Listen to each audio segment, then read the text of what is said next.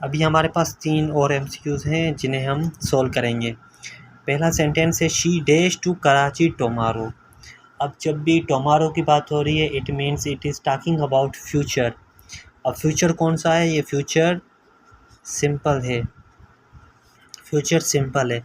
हम ये कैसे आइडेंटिफाई करते हैं ये फ्यूचर सिंपल है या और कुछ? तो इसके एक सिंपल होता है, अगर यस्टरडे की बात हो रही है तो पास्ट सिंपल की बात हो रही है।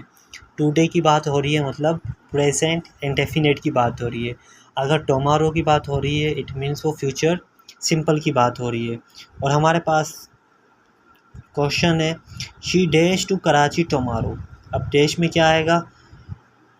अब फ्यूचर सिंपल का फार्मूला हमारे पास क्या होता है? सब्जेक्ट होता है, विल होता है, वर्ब की फर्स्ट फॉर्म होती है और ऑब्जेक्ट होता है। सो विल और वर्ब की फ़र्स्ट फॉर्म हमने ढूंढनी है इन एमसीक्यूज़ में। अगर विल और वर्ब की फ़र्स्ट फॉर्म है so that is our answer.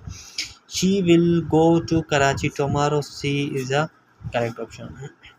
अब इसी तरह से हम दूसरा देखेंगे I and you my book tomorrow.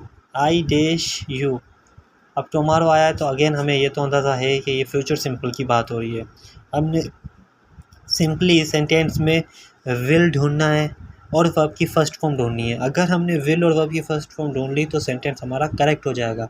अगर हम गिव लगाते हैं तो ये प्रेजेंट सिंपल की तरफ चला जाएगा। यहाँ टुडे होता तो मैं गिव लगा देता, सेंटेंस सही हो जाता।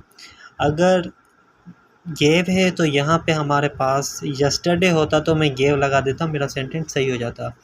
बट हमारे पास यहाँ पे टुमारो है तो हम विल की तरफ जाएंगे, C is a correct option. I will give you my book tomorrow.